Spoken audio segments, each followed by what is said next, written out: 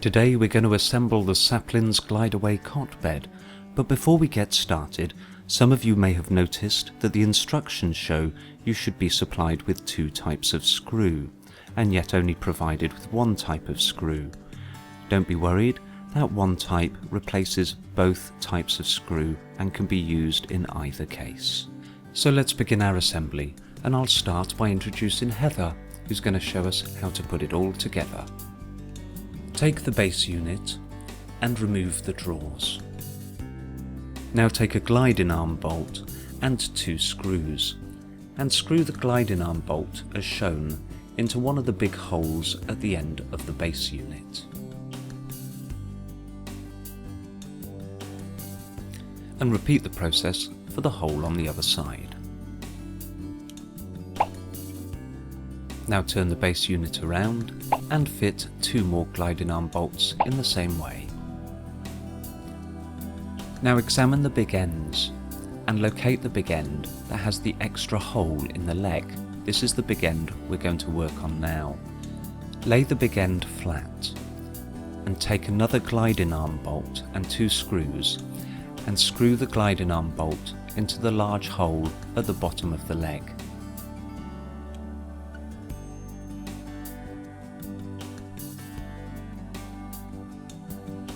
And we want to repeat this process on the other leg. Now take the other big end and fit 2 more gliding arm bolts in the same way. Now take the lock-in glider arm. It's the glider arm with a nut in the middle. Now look at the side of the glider arm that has the nut in the middle and locate the recessed end on this side. It's this recessed end that we're going to place over the gliding arm bolt on the leg of the big end and screw tight using the spanner provided. Notice this is the big end that does not have the extra hole in the leg. Now take a standard glider arm and once again locate one of the recessed holes on the end. Place the glider arm recessed hole first onto the other bolt and bolt it up tight using the spanner.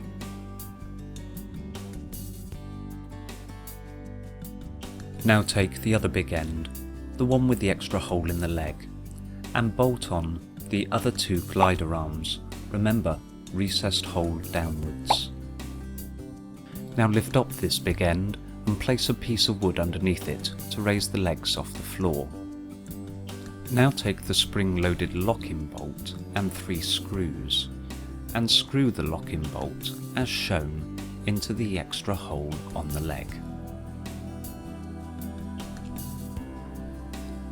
Now lift up the big end and take away the wood. Take the lock-in bolt knob and screw it onto the threads of the lock-in bolt.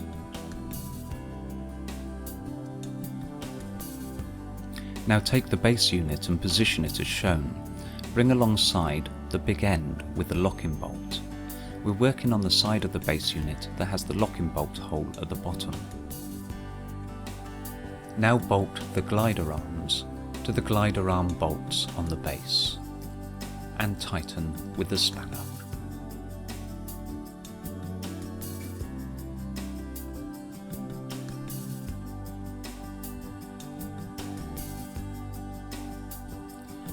We want to repeat this on the other side with the other big end.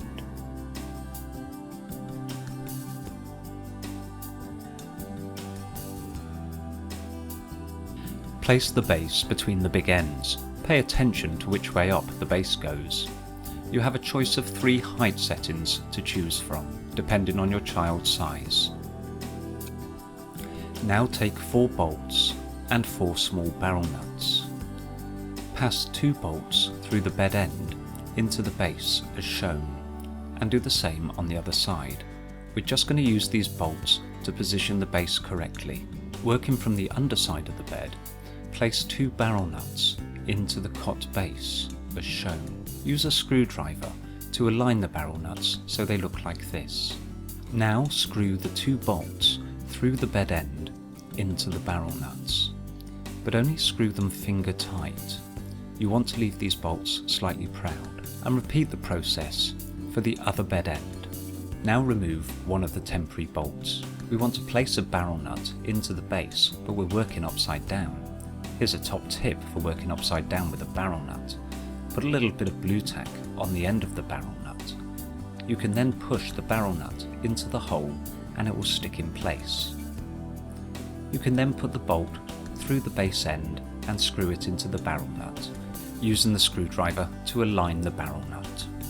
Do this for all 4 of the temporary bolts, and then go round and tighten all 8 bolts that bolt to the base, using the Allen key provided.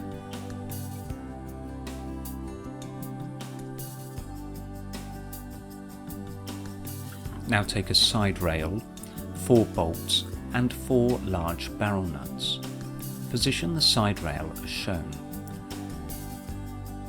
Take a bolt and pass it through the bed end into the side rail. Do this also for the other side. These bolts are just going to position the side rail correctly. Make sure the plastic teething strip is at the top of the side rail. Now place a large barrel nut into the bottom of the side rail and align with a screwdriver. Pass a bolt through the cot end into the side rail and screw into the barrel nut and tighten off with an Allen key. Repeat this for the other side. Now you can take out the temporary bolts at the top, fit the barrel nuts and the bolts and tighten off again with the Allen key. Pull out the locking bolt knob and lock it in position by twisting it to the right. Keeping your hands clear of the area shown here, with a friend, lift up the cot and rock it back towards the base. Lock the locking bolt back into its locking hole, and on the other side take the locking pin and screw it into position as shown. Now you can carefully lift up the crib and rock it back onto its base. Now take the remaining side rail, 4 bolts and 4 large barrel nuts. Make sure that the teething rail is at the top. Pass one of the bolts through the bed end into the side rail and do the same on the other side to keep the side rail in position. As shown before, we're going to use a small amount of blue tack to stick onto the ends of the barrel nuts. This will help us when placing the barrel nuts in upside down. Carefully swing out the crib side and place a barrel nut in the bottom hole and align with a screwdriver. Do this on both sides of the crib side.